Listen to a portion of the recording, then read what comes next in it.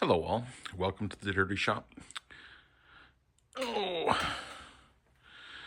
time for a little amateur hour wrenching on this Norco Rampage. I am trying to fit an old Campagnolo mountain bike grope to the bike. Unfortunately, this frame, which is a pretty nice frame, has a 73 millimeter bottom bracket shell. And my Campagnolo bottom bracket is a 68 mil. And even though I've kind of rooted through the box and found a 73 mil bottom bracket that fits the frame, unfortunately, Campagnolo taper, while the taper is the same as the Japanese stuff, it starts and stops at a different size. So this crank doesn't actually fit on the Shimano bottom bracket. So I'm going to do something horrible and cut this down from 73 to 68. Weapon of choice for this will be the Park BTS1 facing and chasing set. This is not actually designed for cutting this much stuff off. It's just meant for cleaning up the outer faces. So, yeah. Let's see how badly this goes.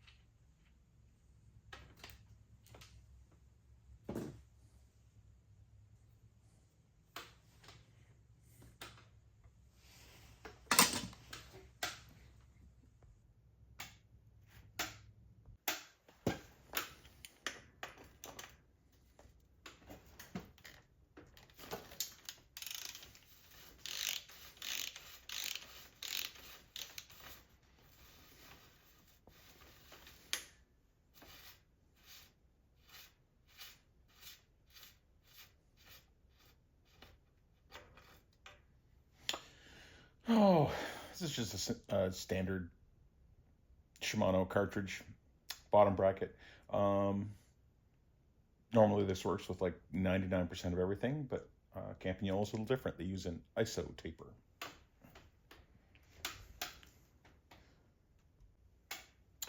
So the width of the bottom bracket shell is this measurement here.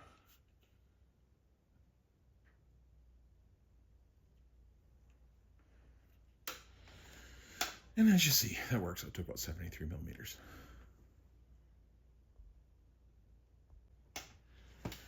So this is an English bottom bracket shell, which means that the drive side is left-hand thread and the opposite side is right-hand thread. On the tool, Park nicely marks the two taps so you can see which one is which. Unfortunately, if you have old man eyes like me, you're probably going to need a magnifying glass to read this. And then to fit this guy, you want to start it through with the mandrel, line the two sides up,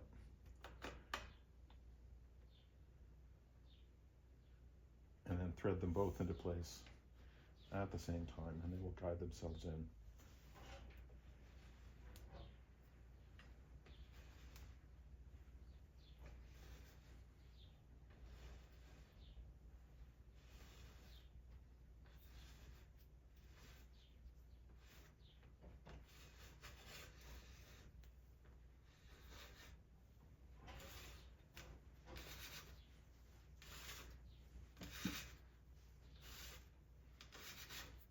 What you're aiming for to face is we're going to sink these all the way in to the bottom bracket shell and under the surface.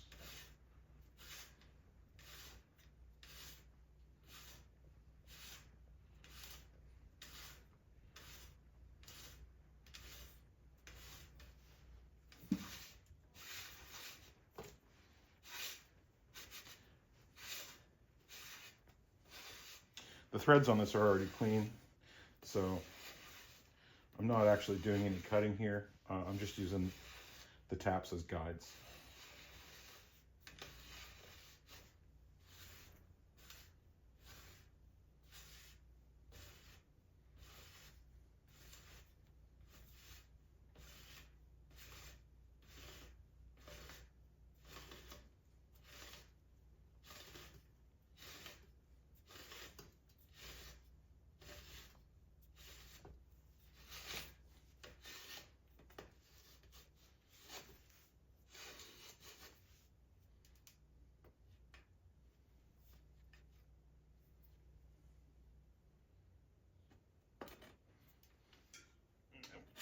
Pop this guy out.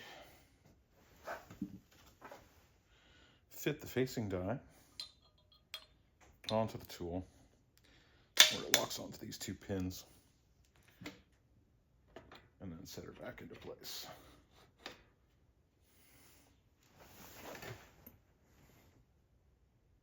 I don't actually have the part cutting lube, but I have this TrueTap HD cutting fluid instead, which I'm going to use. You just want to like make sure that your cutting face is nice and lubed up.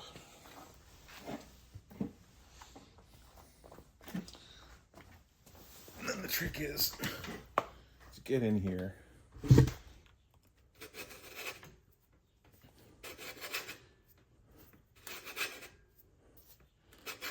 applying a little pressure and cut away.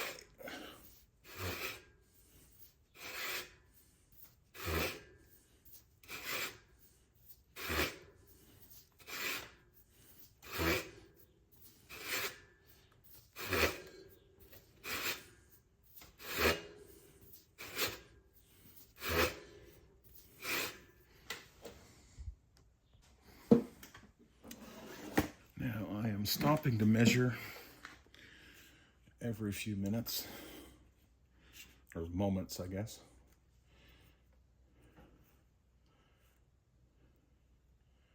I'm shooting for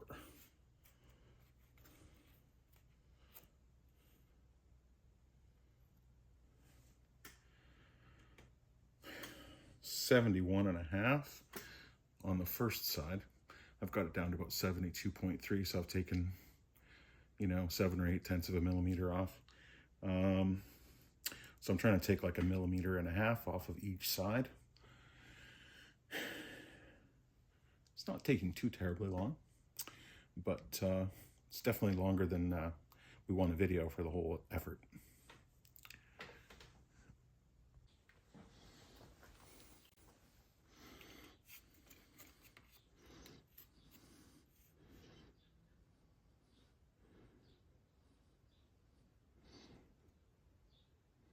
Okay, well, we're down to about 70.6, which I think is close enough. I'm going to flip this thing over and start cutting the other side. All right, so she's flipped around. So our starting point here is 70.5. We've cut half of the material off on the other side already. So I just need to insert this bad boy and start cutting on this side.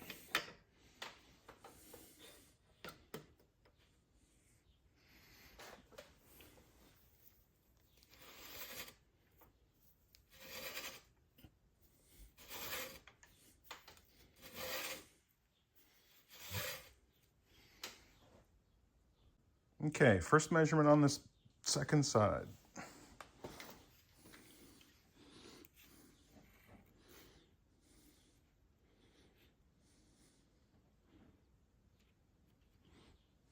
About 70.3. Good start.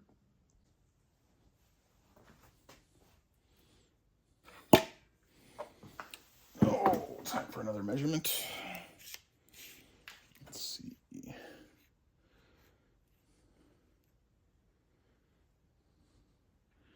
69.8. All right, cool. That's our first measurement in the 60s. A little bit less than 2 millimeters to go.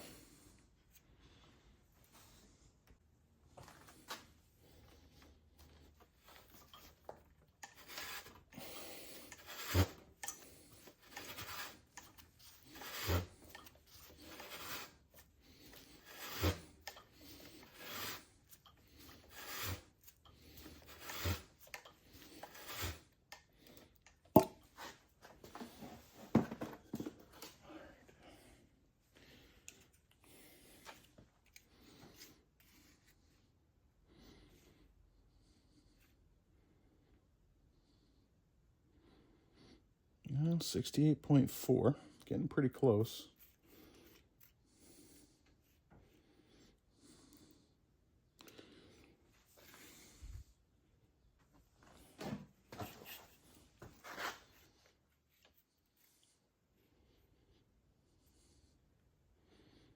Well, 68.1. I think we're going to call that good. Well, there you have it, folks. One ever so slightly vandalized classic chromoly frame. And here she is fitted with the campy crank.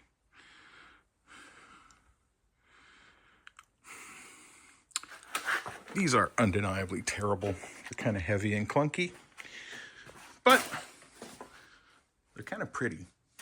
So I'm gonna go with it. If you're gonna do something dumb like this, converting a frame from 73 to 68, you're probably gonna need to do this yourself at home. As mentioned, the part BTS1 is not really the right tool to do this. It's slow. It took me a few hours of labor to kind of get through this. You would not want to give this to your shop to do. They would hate you. Anyway, it fits though, which is one step closer to getting this bike put together. And yeah, thanks for watching, guys.